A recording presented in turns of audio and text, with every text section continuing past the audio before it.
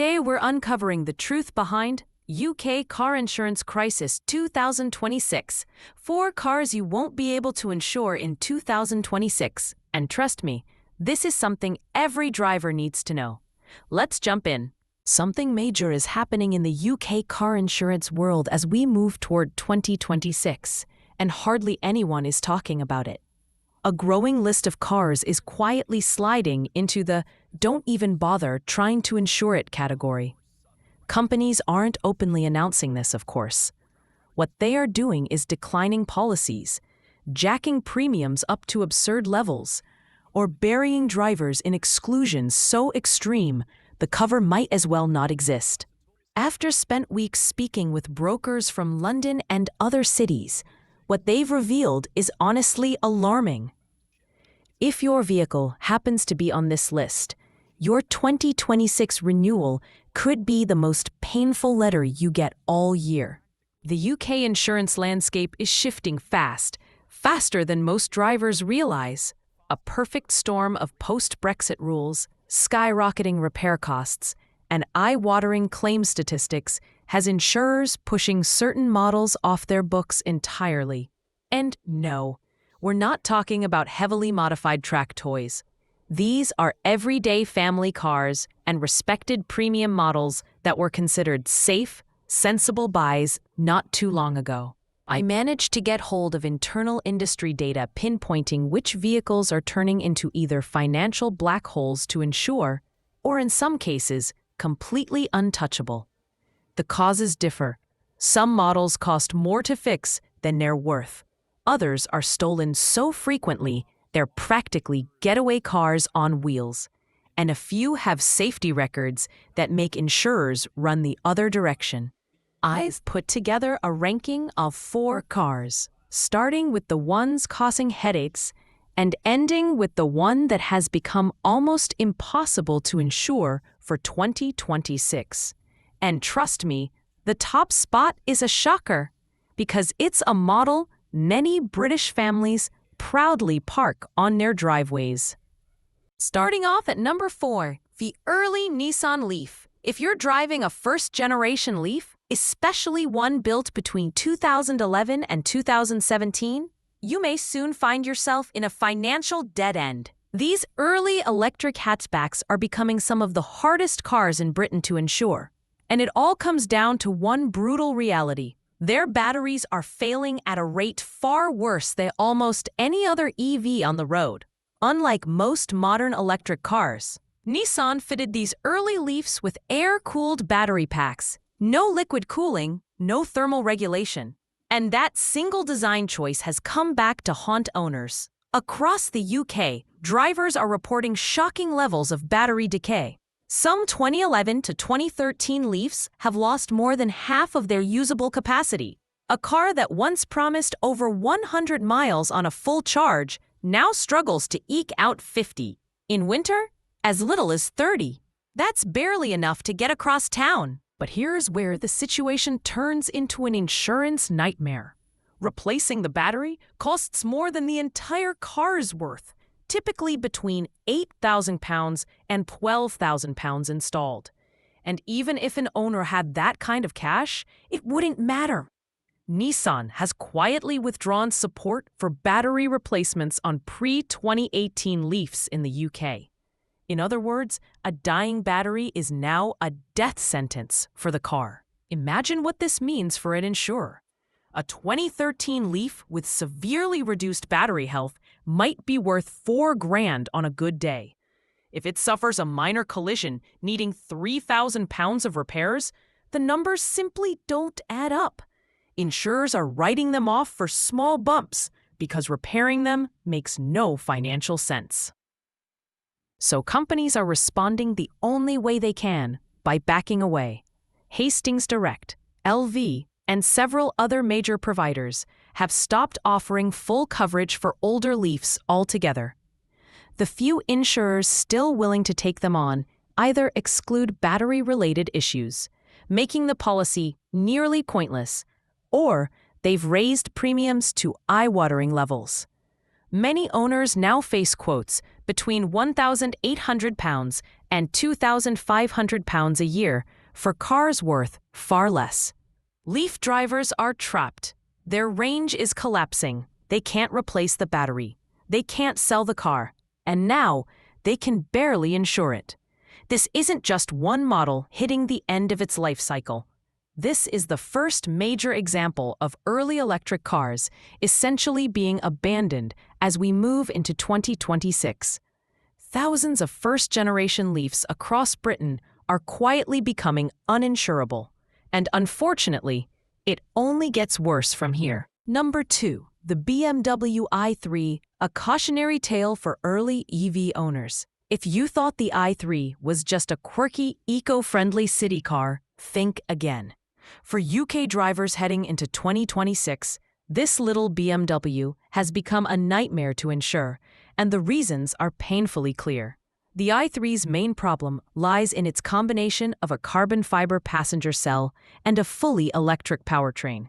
Sounds impressive on paper, but in practice, it's a disaster when it comes to repairs. Minor collisions that would be inexpensive on a conventional car suddenly turn into massive bills. A small fender bender could run £15,000 to £20,000 because carbon fiber panels can't simply be bent back into shape. Hit the chassis low, where the battery sits, and the car's safety systems automatically flag the battery as compromised. A replacement pack costs £12,000 or more. And the battery itself? That's where things get really serious. Owners are reporting 30 to 40% capacity loss after just 7 years, cutting range from around 190 miles down to roughly 110. BMW doesn't offer partial repairs. The only option is a full replacement, which again costs £12,000 to £15,000. Insurance companies see these numbers and are increasingly refusing coverage altogether. Major insurers like Churchill and Admiral have stopped offering comprehensive policies on i3s older than 2020. Others will quote, but with battery failure exclusions, meaning the part most likely to break down isn't covered. Third-party-only policies are technically available. But let's be honest. What's the point of paying for limited cover on a £15,000 car that's basically uninsurable? For owners, this is turning into a genuine trap. Renewal notices are arriving with either outright refusals or quotes of £2,500 per year, often with exclusions that make the policy almost meaningless. Selling the car isn't a solution either. Buyers know about the battery degradation and insurance headaches, so resale values have collapsed. Some drivers are simply abandoning their i3s because the car has become worth less than the cost of insuring it. The i3 perfectly illustrates the dangers of early EV ownership in Britain. Complex construction, expensive repairs, rapid depreciation, and catastrophic battery failures. What was once a clever green BMW has become a financial liability few are willing to touch. Number 3. The Range Rover Evoque. Once a status symbol, now one of the hardest vehicles to insure anywhere in the UK. The Evoque's insurance meltdown has nothing to do with poor driving or reliability. Its downfall is something far simpler and far more expensive: theft. The Evoque has become the poster child for modern car crime, and insurers have reached their breaking point.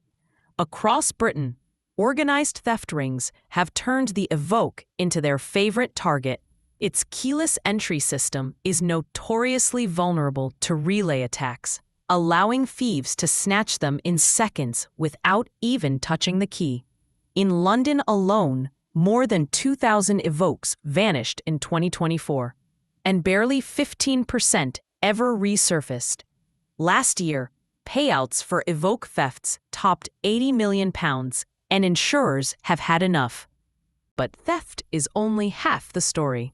When Evoques aren't being stolen, they're generating shocking repair bills. A simple scrape on the front end can trigger an £8,000 repair because of tightly packed sensors and aluminium bodywork. The panoramic roof? around £4,500 to replace.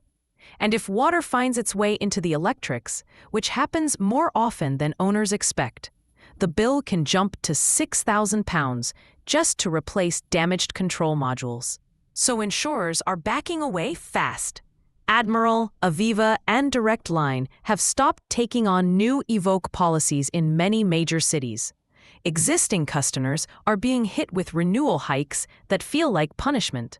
Premiums that were £1,200 a year jump to £3,000 or more, especially in London. A few niche insurers still offer cover, but with strings attached. No parking on the street, mandatory trackers, excesses of £2,500 plus. And long lists of exclusions. For owners, it's turning into a financial trap. Selling the car is difficult because buyers know about the insurance crisis. Keeping it is just as painful because the premiums are spiraling beyond what most people can justify. Some owners have spent nearly £800 on extra security, wheel clamps, steering locks, trackers, only to have insurers refuse coverage anyway or return quotes over £4,500. The harsh truth heading into 2026?